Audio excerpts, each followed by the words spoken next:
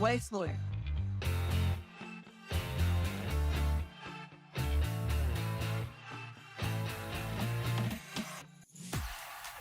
All right, it gives me great pleasure. My next guest on the HQ, would you welcome, please, the one, the only, the incredible, the legend, Gary Barlow, everybody!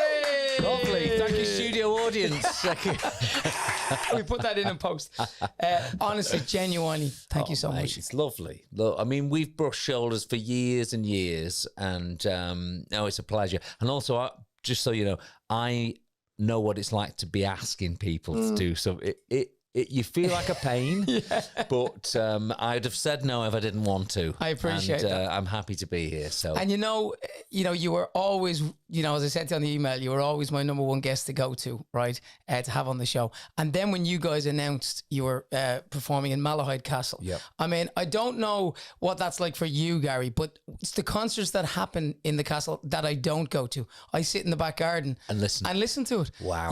So it's literally a 4-minute walk from I'll here. make sure we're loud enough then so you can sit here. Yeah. Well, listen, so you boys, I mean, it goes without saying, dominated. For me as a kid, dominated 90s. I'm 45, you're 53. So I was probably 10, 11, 12 when you boys were starting, let's say.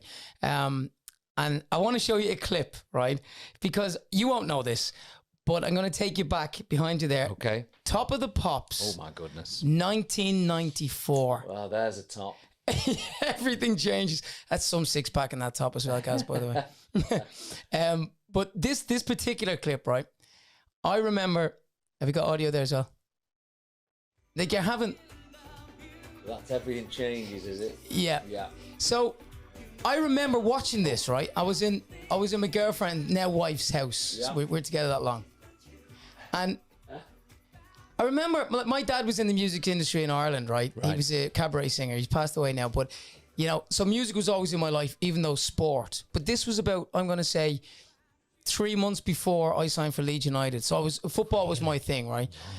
But I loved boy bands. I have an older sister. She loved Bros. She loved New Kids. She loved you guys. I remember sitting watching this and going, the routines, the fun they're having, they must have fame, they must have money, they must have everything. There it is, look at the kind of breakdance in the middle. And I think genuinely, guys, that's probably when I walked away going, even though I was about to play pro football, I want to be in a boy band. And you're right, it was all those things. Definitely. Well, absolutely was. Were you having as much fun as it looks? So that's 93, that is. Oh, absolutely. That was, we'd come out of the, fighting to try and be noticed, trying to get a record deal. We'd done all that. We'd sold some albums. It was like the good times had arrived. Right. We were in control, not the label, us. Yeah. And it was that was the sort of 93, 94, 95. They were like the real happiest years, I think, for us. The pressure was off. We were doing our own thing, just going around the world, playing gigs. It was all of that, what you imagined. So what I imagined is what it was. So then years and years later, when it happened for Westlife, and then we did 12 years before we split, then we were away for 7, 8, and then we came back. I often wondered, but put this question to you, I often wondered, when I look at that, the Backstreet Boys, NSYNC, Boyzone, ourselves, Westlife, Blue, Five, One Direction, many more, maybe even the Spice Girls. Yeah. The formula was there, and I often wonder. I know you're going to think I'm blowing smoke here. You bring it back to a little boy playing a Casio keyboard in Frodsham because it pretty much all started out of that. And do you ever take that in? And I know you're too humble to go yes, but that is true. Well, you know what? I have to mention someone else here because I know you had a very a poignant manager. Is that the right word? I'm trying to phrase this so I don't get into trouble. But you had a very strong, a well-known manager, and we did too. Yeah. We had he was present always. Right. He was known within the industry, even in newspapers and things. He was the known sort of Svengali character. And I know you had that too. And I have to say, I have to give a lot of credit to like just simple things like we're talking of a different time here as well, because we didn't have phones with all the access we have now. We're in a time where we in order to get fans, we used to have this yellow box box, right, that went in the boot of the van, and we'd take it and we'd sit it on the side of the stage, and we'd run out and do our first song. And as we run out, we'd throw these tickets into the audience. And what you had to do was fill your name and address and put it in the yellow box. And we'd keep referencing this yellow box. And that was us making a database of an audience. So when we went to RCA Records and got signed, we had 500,000 names on this database. Now, just think about that for a second. That's not someone just putting something up on YouTube and hoping for likes. Yeah. That's people driving vans, going on stage, asking audiences to put your names in a box. It was an unbelievable idea, and of course all the labels then did that. Yeah. It was just standard there. So he created a lot of those. Was that Nigel's idea? Nigel's idea, yeah. Wow. So a lot of those blueprint things you just talked about, all the managers then adopted that and did their own versions of it. Because I always remember Louis saying to me many years later, he wanted to put an Irish Take That together when he was forming Boyzone, and had the lads outside your shows in Dublin handing out Boyzone flyers. Right. You know, to try and, steal your audience. It's the same thing. It's almost the, I always think of them, I know they're managers and they're clever, but they're salesmen. Yeah. They're kind of like, car salesman type people, where they see an opening and it's an opportunity, and that's what managers are, right? As well as being clever and doing strategies and things like that. They're kind of salesmen. They're selling what you do. Right. And Nigel came up with an awful lot of that stuff, like going places like Asia, but no one would even go there. That was our second country we broke in. In Asia? In Asia. Okay. Yeah, went to Japan. Japan was almost like our second home at one point. And who would have thought of doing that? Nobody. And the culture's completely different, isn't it, over there? Particularly somewhere like Japan, it's to Ireland or the UK. When you were a kid, if you take it right back to that moment when you got into music and, the keyboard, I joked about the Casio keyboard. I think we found the keyboard, but I'll show it to you in a second. You wrote A Million Love Songs. Was that the song that Nigel, I'm sure there was loads, but was that the one that he was like, there's something in this?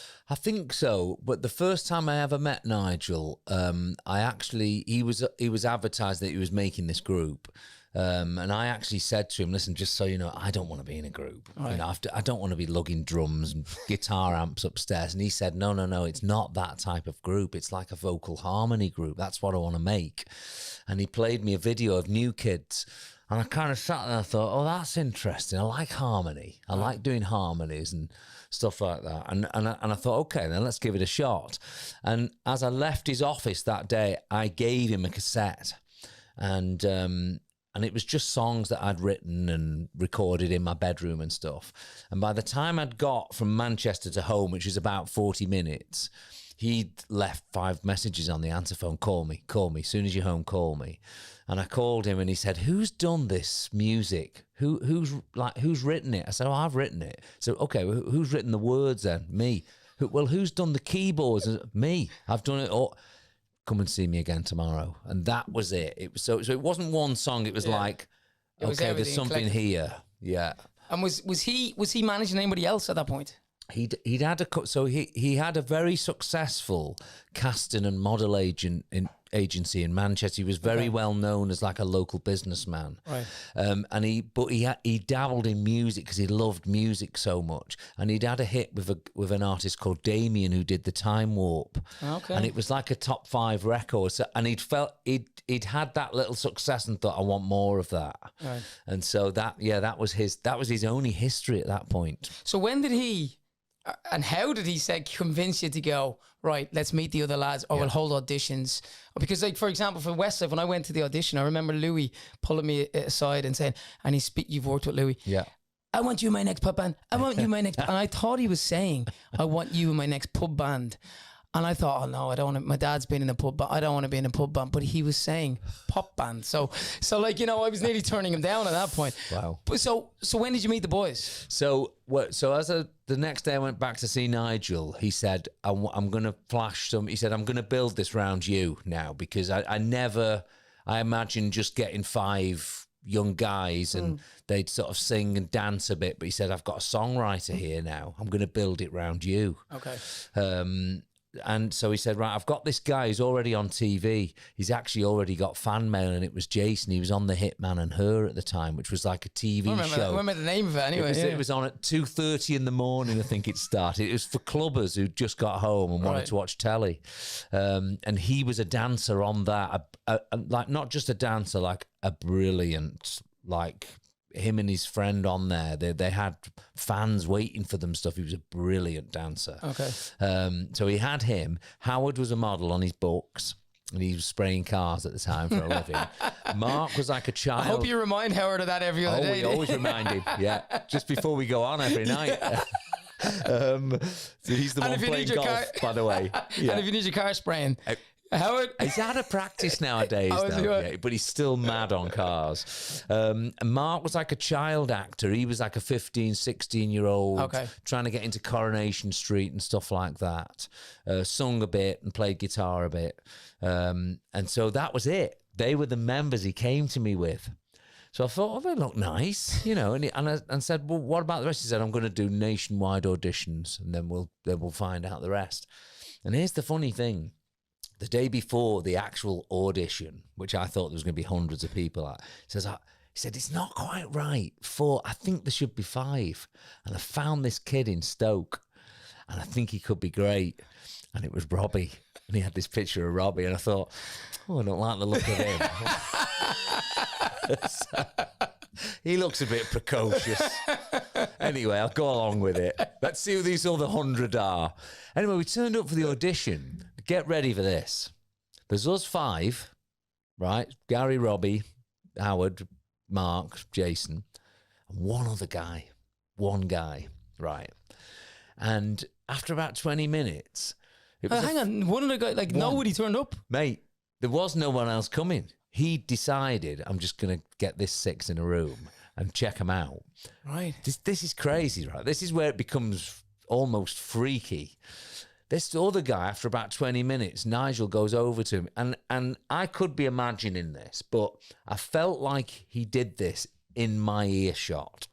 But he just said, you're not right for this band. I'm letting you go right now. And I thought, oh my God, this guy's like hardcore. This is the business here now, the music business. And it made me go, oh, you know, it almost made me fear him more, which I think was probably... I could be imagining this, by the way, but I felt like he did it, so I heard him. And this guy trundled off. Felt terrible for him. And that was the band. He said, welcome, everybody, you're the band. And that was it. That was it. That was Take That being put together. Ever hear from that guy again? Do you know what? He's turned up a couple of times, but every time he turns up, he's someone different. So we've never quite worked. Yeah. He's been on like Channel 5 documentaries, but it's like a different bloke each time. And does he tell the same story? He tells it's a weird one. Okay. Yeah, so we've never quite tracked down who he was after all these years. Yeah. Gary, it was me. It definitely wasn't you. Definitely wasn't you. Yeah. So at that point, obviously you've no deal. You're not earning any money. Are you in the van? Promo. So I was doing what your dad was doing. I was singing in clubs. Okay. Yeah, and I was singing a lot in clubs. I was doing every night of the week at that point. All right. And so I had a car. See if you quid. I had a phone. Okay, so well. I was you like... big time Charlie. to the other lads, I was like already doing what they wanted to do. Yeah. None of the others had any money. They were barely working. But I was working every night. And so were you like...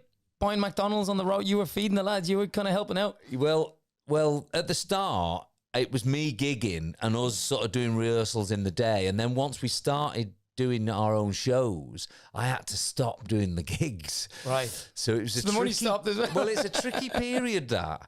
But quite soon in, it was again, I don't know how Louis was, but Nigel always had this way of talking to us where... It was like it was already happened. Like you're already big. Yeah. You've already been. He had this thing confidence and positivity. Confidence was, and it made me feel better because I thought, God, it is going to happen. It definitely is going because he keeps telling us it is. Yeah. Louis had the exact same. And sure enough, it did. Yeah. And I found it so fascinating that that it could have gone wrong, but it didn't. And he always told us how it was going to be before it happened, which I found fascinating. Were you then, all of you, I mean, we were in the early days in fear of Louis. Were you all in fear of Nigel? Yeah? I think we still are in a funny way. I still get a bit of a thing when he... It's like Stockholm syndrome, isn't it? It's like you're like... I think so. I mean, we were... You know what? The one thing I will say and need to say is that he was the guy that plucked me out of a crowd. Yeah. It was him. It could have been someone else, but it wasn't. It was him. And I owe him that. Yeah. I always do. And you know, Robbie will tell you, even the other guys will have a different view of Nigel, but my view is always that I owe him everything. Okay. I really do. Okay. He was the one who believed in me, and he was the one who, when, you know, the songs that I was writing weren't being hits and we were having to do cover versions to try and get on the cover of Smash It, he was the one who kept pushing my music. He was saying, you don't worry, they'll believe in you soon. And all these songs that they didn't like, they'll like once you're successful. And again, he was right, you know. Yeah. He believed in you. He definitely 100%. Did. I always joke that I was Louis' 6th favourite in Westlife, even though there was 5 of us. Who do you think was Take That's 6th favourite member for Nigel? Who was? I guess you were the golden boy. Let's be honest. I think I was. So who? In which order? What was the order? I think Robbie was last. Yeah, okay. And he'll tell you he was last, right. But I think he was. Okay. You know, he was tricky, Robbie, in those. He was young, right? You know, he was a little offspring. You know, right. he was always the one making trouble, okay, and being naughty and not showing up, not getting up in the morning. He was that kid, you know. So he was his least favourite, definitely. Right. But I think Howard was his second favourite. Oh, really? Okay. Yeah, because Howard's just. If you've met Howard, haven't you? Yeah, only twice. I mean, briefly at the X Factor, I think we performed together. We would Take That Westlife at one point or something. You know what? It's funny. I'm doing a review here on everybody, but it's nothing I wouldn't say in front of anyone. Yeah. But I think over the years we've all changed a lot. You know, we've all got, you know, life and the success and all the rest of it has changed us. Howard's never changed. He is still, honestly, the guy I met in that audition. He's 100% authentic. He really, really is. Seems chilled. Very relaxed. Yeah. Sprays a great car. He loves cars. He's got his passions. He plays his golf. Right.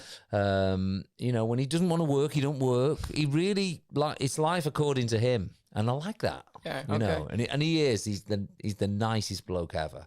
So he was Nigel's favourite because he was just no trouble, no hassle, right, no hassle. Great fun, great to be with. Then probably Jason, because Jason was a great fun as well. A little more edgy than Howard. Right, got a little bit more bang for your buck. Right. You know, bit.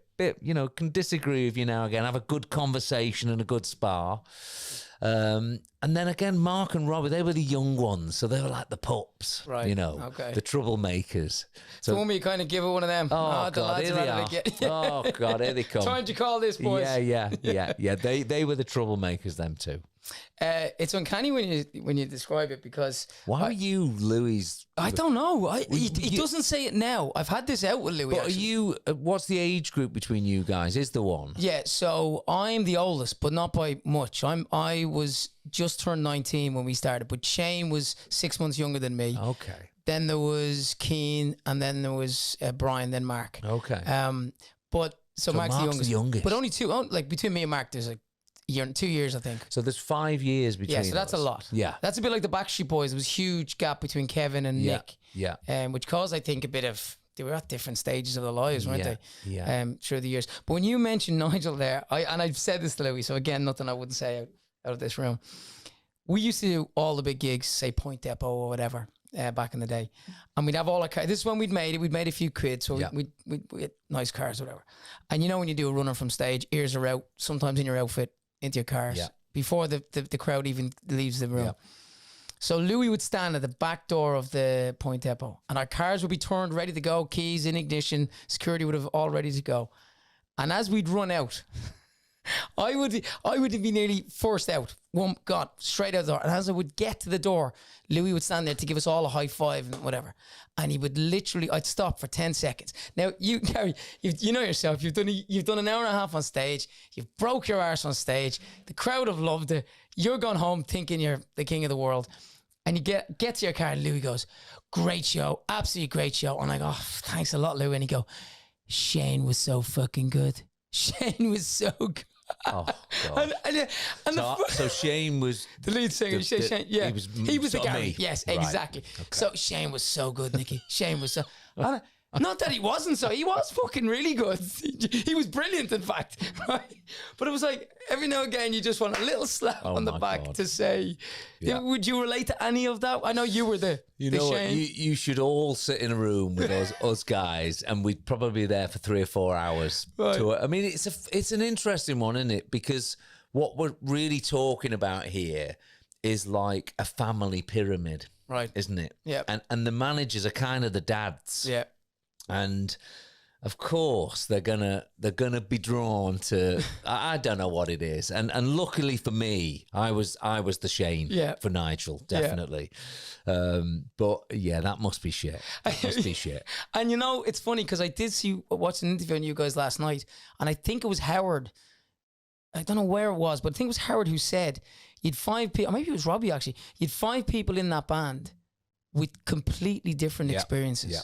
Yeah. And that actually resonated with me immediately because I was like, because there's a Gary, there's a Shane, there's, you know, and everyone has their roles and different things, and everybody kind of wants to be liked, to be successful with the manager as well as publicly. Yeah. So it's a different, isn't it? Do you ever speak to the boys about that type of stuff? Oh, we talk about it all the time, and the one thing we've tried to do is as we come, like you had your break and we did too, and when we came back to it, the world we try and create around us is a world of equality where no one ever feels like they're playing second to anyone. And we definitely try and do that on the albums. You know, everyone gets their chance to write, everyone gets their lead vocal and all the rest of it.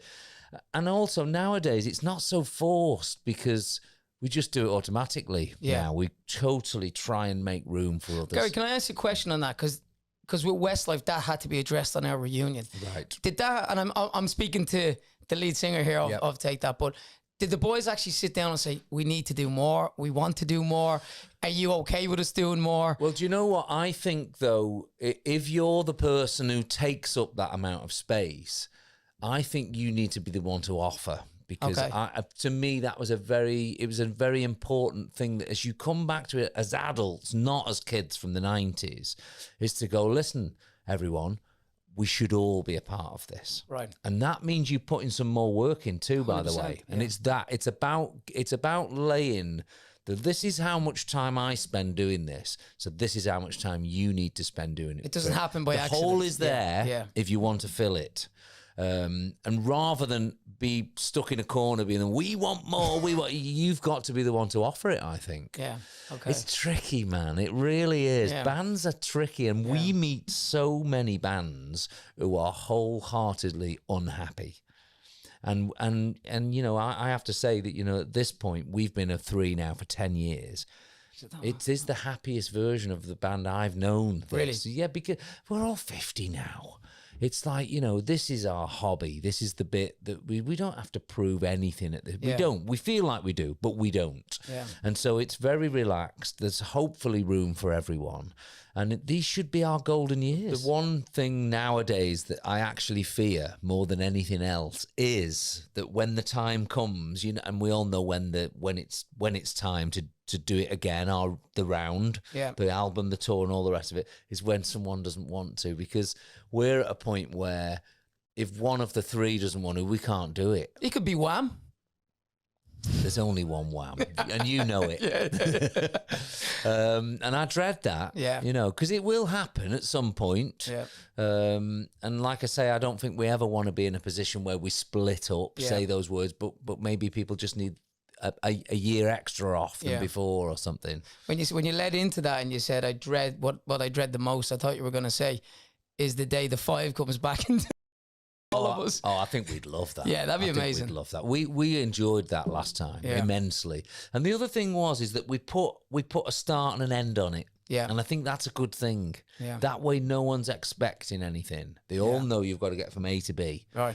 And it was good. It was really fun. When you boys, I actually watched your the press conference, the splitting up press conference in full. I mean, we've all seen the clips, but I actually watched it for the first time in full. Do you remember that you said we may come back in 5 or 10 years? Do you remember you said that? I don't remember much of that day, if I'm honest. I mean, those early years that we've both experienced, I felt like life was in fast forward. Yeah. It felt so quick, and it just felt like I wasn't watching or appreciating, or I was never there in the moment. I was always either planning or dreading or trying to navigate around something. It just felt like an assault course, those 90s years. We always said we had to end it to appreciate it. Right. To bring it back. Yeah. At some point. Yeah. I didn't realise you guys were away for 8 years. Yes. Well, you were away for 10, yeah. Yeah. Yeah. And then it's the scary part of coming back. And I remember, I think it was 06, we were a year into, we'd had a massive Raise Me Up. And the truth is, we were actually going to split up before you Raised Me Up. Right. We'd lost Brian, left in 04. We'd done 2 years or a year. And Simon Cowell had this crazy idea to do a Rat Pack album and call it Allow Us to Be Frank. And we did that. Now, in fairness, the music was brilliant. Yeah. Steve Mack had done all the arrangements. It sounded phenomenal. Yeah. But it didn't sell like a Westlife pop album had sold. Or all of a sudden the tour suffered a little bit. And we thought, you know, we looked at you boys, we looked at Boyzone, we looked at other had gone before us and thought, well, lengthwise, we've done more years. Like, I think at that point we probably 8, 9 years, and we've done like, it's time to go. And we took 4, 5, 6 months off. I went to New York. I did an acting course. I was nearly prepping for what I may do in the future. And we came back and Louis presented You Raise Me Up. And we heard You Raise Me Up and we thought, it's a gospel song. Like, it's a brilliant song. Josh Groban's had an amazing hit with it. Brian Kennedy in Ireland. You know, brilliant song. But how do we do this? Step up, Steve Mack. He turns it into a pop record.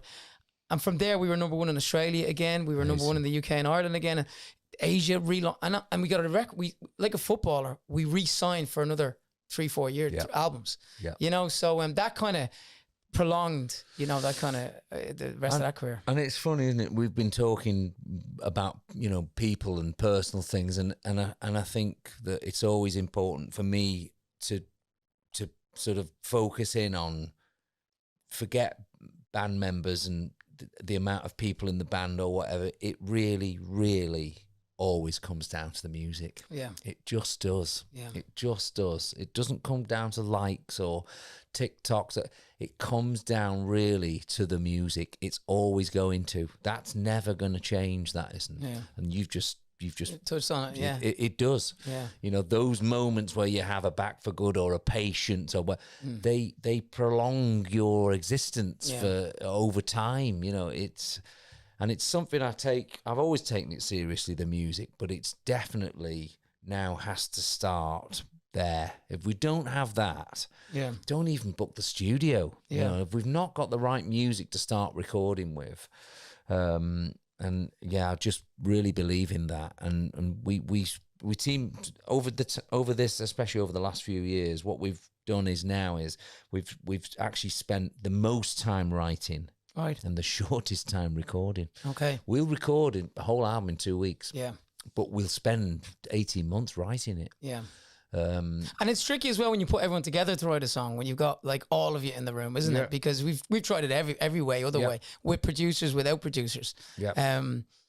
It's a nice mechanism when you're all together. Yeah. Sometimes it could be a pain in the arse as well. Yeah. And sometimes the best things can come from, we have this thing where we'll go off for the first 6 months and write individually. Right. We'll have this big sort of meeting where we come back and we play all our stuff and we'll go, oh, that one, oh, that one's good. Yeah, and we'll finish it off together then. Yeah. But it's just about, just do it. Just keep making music always. It's so important to keep, stay fit. So it's like a muscle songwriting. Yeah. And I think once you stop and have a year off or whatever, it takes me 2 or 3 months to get back to where I was. So I just keep going. Just keep writing. During that time, that split, and then when you had a bit of downtime, solo career, and then some time off, did you have a load of songs on the A shelf that you went, I am giving these to nobody? You know what? When I had those years of not doing it, I was not doing it because I basically, like, nobody was interested. I mean, I'd had a band member who'd gone stratospheric. And no matter who was that? So yeah, no. so we've talked about being in a band, but there's the big downside of being a band member is that you're only ever equating your success against someone else in that band. And when you've had someone who, like, everyone picked Robbie when we left, and it left us four with not just a little bit of what we had, nothing, complete, like, record label dropped, no publishing, no nothing. It was like, it wasn't a choice to take 10 years off. It's like, I had nothing to do. So when you talk about, like, putting songs in drawers, I couldn't write songs for a few of those years. I spent years trying to get back to where I was. It was it was a building experience, that was, for me. It was a journey I went on in those years. So when I did come back to a point where I had a stage and an audience again to write those songs for, they'd been 10 years in the wait, a lot of those songs. So when they came out sounding so sort of guttural, no wonder. There was coming from all that hurt and pain, During that time, did the rest of you speak to each other? Yeah, we saw each other a bit. Not all the time, but, like, Howard was a good friend to me in those years. I can actually, if you get through life where you don't have to do this, you're very lucky. But I had a moment where I was like, I'm going to find out who my friends are here now. And you know what? I didn't have many. I can name about 5 people who actually stuck by me in those periods. Because remember, if you're someone who's had everything and now nobody's interested, then what's the point in knowing you if you're not going to gain something? And we all know who those people are. There's lots of them. And I ended up with about 5 numbers in my phone, and they were the people I hung on to through those years. And it's the people I hold on to most dearly now. So I can picture, and I probably can relate more than most people who listen to this, right? To what we're all saying here, because we've shared similar experiences, and I'm sure both sets of fans will enjoy this conversation. But I wonder what Gary Barlow did every morning. Obviously get to break kids to school, the usual. But then how do you fulfill your day in those times? Well, at the very worst of those times, trying to do what I used to do and not being able to, it was like a puzzle. It was like, wow, this piano, it didn't used to sound like this. It used to sound lovely and major and gorgeous, and the chords were, I couldn't even string chords. It was a weird time. Wow. Honestly, it was like a torment. I couldn't make music like I used to. Did you ever seek help? Was that a thing back then? It wasn't a thing. It wasn't. And it's a shame it wasn't, because actually the way out, I spent a year of sort of blaming myself, and then I sort of spent a year of blaming everyone else, and then I spent a year of, being down on all the new music because I thought it was rubbish, and then I spent a year. Hope Westlife wasn't in that part, but anyway. Do you know what? I don't remember it being, but I then spent a year of appreciating music again and falling back in love with music again. And then I got into fitness and started to run, and that makes you feel positive. And it's those things which you only have to go onto Instagram now, and you can find them. That's the way back to real life. Yeah. It took me ages, but that wasn't there when you wasn't there. Yeah. And so bit by bit, I put all the pieces back together. And what was really actually the telltale out of all of it was that when we got offered this documentary as a band again, and we all came back together, is that this funny band that I'd been in the 90s, which I didn't want to be in, Nigel had sort of talked me into it. It was kind of like the answer. the brotherhood was back. I needed them more than ever because I didn't have the confidence to sort of walk back into a room again. I needed everyone, and they needed me. And we were suddenly this pyramid that you talked about, you know, me being at the top of it. We were all level. We were all on a level playing field, and it was the way it had to be. Yeah. And it needed to carry on like that as well to be successful. So it all righted itself, but it took years. Yeah. Yeah, that documentary was pretty good. Probably took you off on a trajectory you didn't want to go down. No. Yeah. I love it. I think it's really, really interesting, isn't it? Really interesting because I do picture the Gary Barlow, after Take That, with, you know, a lot of money. Let's say the king of the castle has his piano, and okay, the solo career hasn't happened, but I'm trying to picture how you can sit down in front of that piano and not be able to do it. It was having written tormenting. Back for Good 24 months before that, or 3 years before that. And also being sort of 28 going, what am I going to do for the rest of it? You know, am I going to be a producer now? You know, I just wasn't. And then Robbie's everywhere. Everywhere. Yeah. It's funny, isn't it? It's funny. Funny now. yeah, you can laugh now. Were you disappointed he didn't show up in that documentary? I know you've all made your friends now, your good mates now, but at the documentary, because I was on the edge of my seat.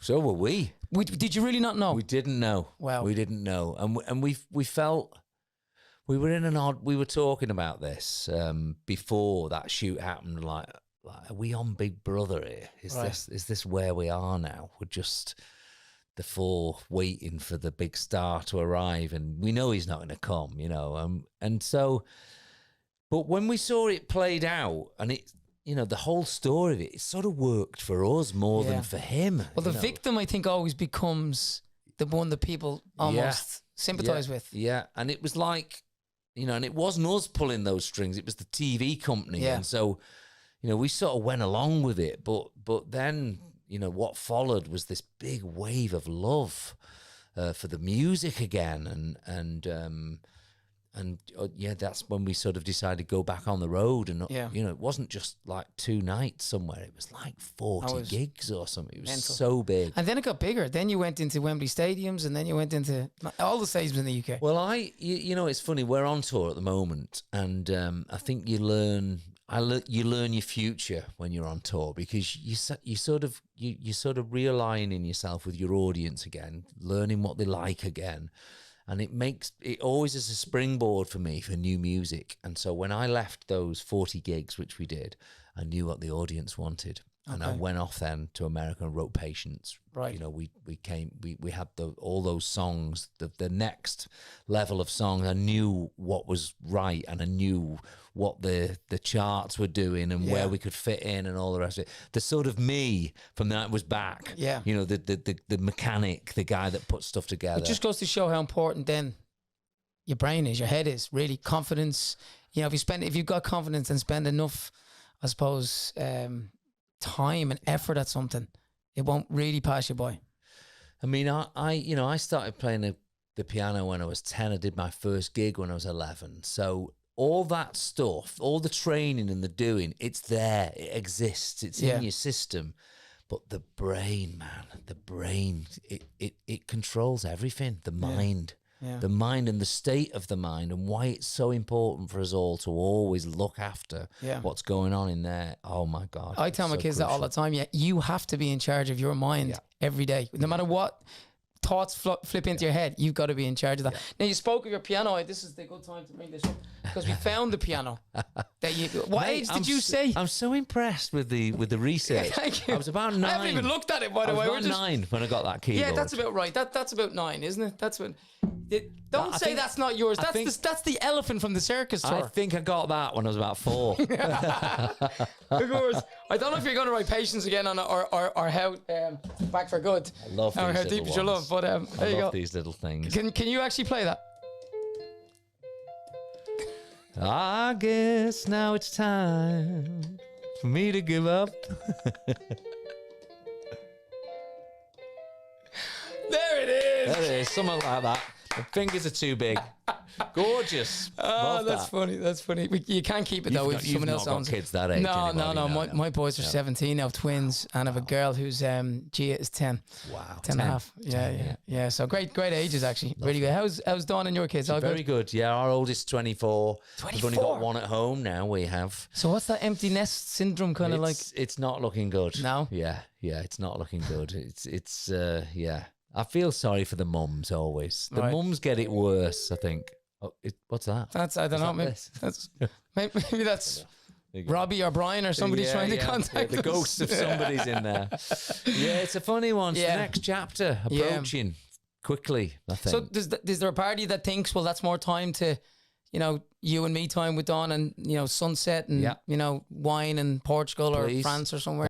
Lovely. Yeah. That'd be lovely. Yeah, I think so. I think so.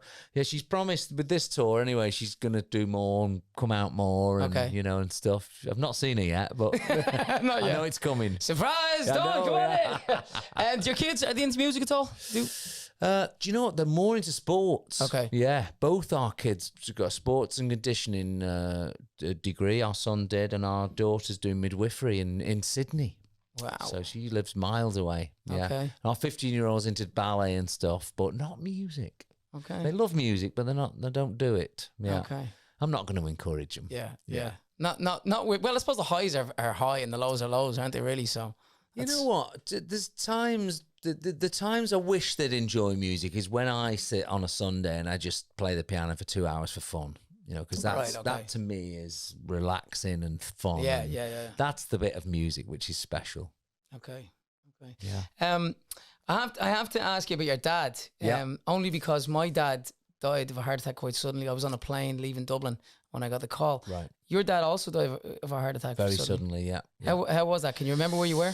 I can, of course. Yeah, I was in London when my mum called me, and I drove straight home. But it's a big one for a son. Yeah. A dad. I don't think I've ever gotten over that. And how old were you? I was 30.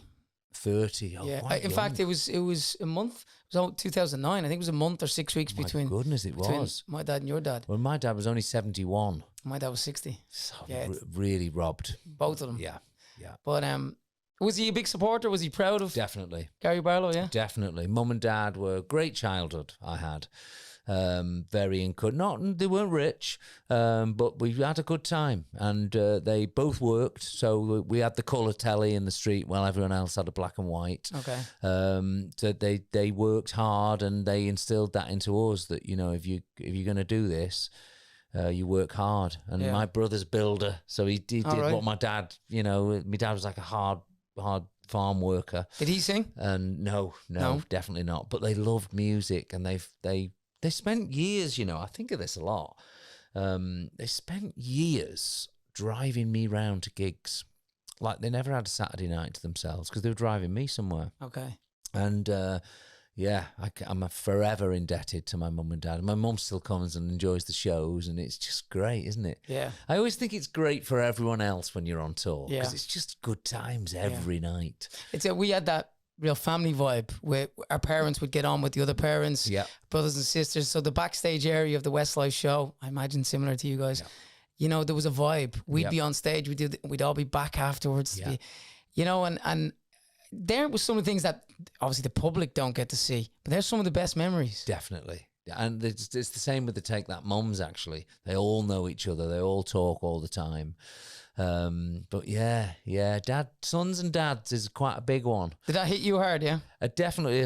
You've got sons as well, and it really it's still nowadays when my son goes, should we go out tonight? I'm thinking, but I've got to. No, I'll go out. Yeah, tonight. right. Okay, I'll you don't want to miss that. Definitely. I guess I always had this dream of buying a season ticket at Old Trafford. When Westlife would slow down a little bit, we'd have more time because, like you, we were never home. Yeah. And I thought, wouldn't that be nice? I'll take my dad every Friday. We'll fly over from Dublin, and we never. Even though I've been in Old Trafford with him, I never got to do that. Yeah, a little bit of, I suppose, times he missed out on that respect. Yes, but he was very proud.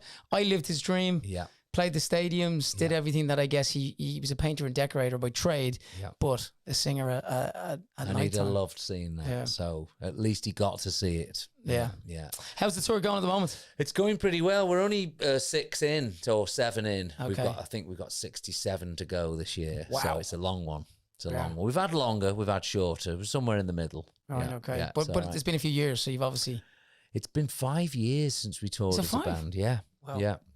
Yeah. So we're all very happy, loving the gigs. We're playing quite a few actually from this new record we did last year. Probably more than people want, to be honest, but who cares? Yeah. No, we're having fun. We really are having fun. Okay. Right, let's wrap it up. I always do this with guests. I want you to put together a boy band, Gary. Okay. Okay? Definitely Shane. Anybody? He's so good. Such a great singer. He's so fucking great. He's so great. And he is great. He is. He is great. Right. Anyone in the world. You have to give us 5 because inevitably someone's going to leave. Okay. Yeah. Anyone. Now, it could be Michael Jackson. It could be Elvis Presley. Sure. It could be you. It could be Shane. It could be me. It could be Robbie. It can be Justin Timberlake. Go. Yeah. Okay, so I've got to pick 5. Yep. So am I in that 5? You can put yourself in. Yeah. Why would you I've not? got to be in there. Listen. Yeah. You're the Shane. Yeah, exactly. Nigel said. And Louis. And Louis. Yeah. I'm going to go Chris Martin. Oh, yes. Just because we like Chris. Okay. Great I'm talent. gonna write this down. Chris Great Martin. talent.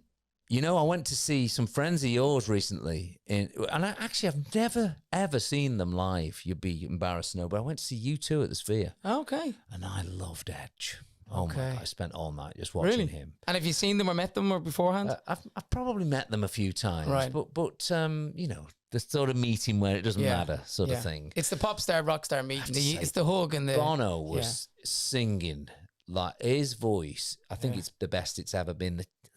I think of things like the tuning and amazing, just brilliant. So I'm going to have Edge in that band as well. I've got Chris. You're not going to go Bono, you're going to go Edge? I'm going to go Edge. Okay. Yeah, because I'm sure Edge has heard Bono was so great tonight from his manager. Wasn't Bono amazing? Larry, obviously, Paul McGuinness, wasn't it? Paul McGuinness. Back in the day, yeah. Okay, so we've got Edge, Chris Martin. Yeah. Okay. Yeah. And I'm going to go that lovely lad from... the 75s who we met recently, Matty. I think he's great. Okay. Great. Real charismatic. Right. I think he'd be good. Okay. I like the way you're doing this, brother, because everyone usually just rallies off the first 5, Take That, Boyzone, Westlife, NSYNC, Backstreet Boys. But you're really thinking this out. Oh, yeah. Okay. Well, I'm thinking of people like, if they were in here now, we'd like write a tune together. Yeah. Brilliant. Yeah. It'd be great fun. It's good to know we're not actually putting a band together, but I like the way you're thinking. And I'm going to go Mark Ronson because he'll really help us with then the recording, producing. He's also a great character, lovely guy as well. So we're on to 4. Well, we're on to 4. Now we definitely need 5 because we want to leave and we need a name. I don't want too much competition out front here. So I'm going to... it's you. You're in there. Yeah, I'm in well, then we have 5. Is that 5? Yeah. Okay. Well, including you. So we got Gary Barlow, Mark Ronson, Matty, Edge, Chris Martin. That's it. That's it. What a band. Is that the name? That's it. That's a great TV show. That's it. I like that. Take that. That's it. Yeah, there you go. Lovely. Imagine that for a jam session. That'd be unbelievable. I think you're going to have competition with Chris Martin. You and him feel like you're very similar. Yeah. Yeah, if you go online, you'll see a picture of Chris put his own little boy band together. Did it was me, him, Bono, and Killers, Brandon. Right. And we had a little rehearsal backstage, and it was a bit of jostling. Okay. Getting to the front, and Bono won. Yeah. Oh, I love it. And as I came off, my manager said, wasn't Bono great? Was he? Do you know what? I know how it feels now. And you know what? And you lead singers, you don't even know what it's like not to be there. You don't know what it's like not to get the little high five. I know. You Am I meant to feel guilty? No, you're not. You're not. Because we just have to shine our lights as bright as possible, right? That's it. Oh, Gary, brilliant. Listen, thank you so much. It's been lovely. It's been really brilliant. as I knew it would be. Thank you. I appreciate it. Good luck with the show. Thank you. It's it'll be launching soon. So amazing. Good luck. Gary Barlow, everybody. Thank you very much. Good luck. Great.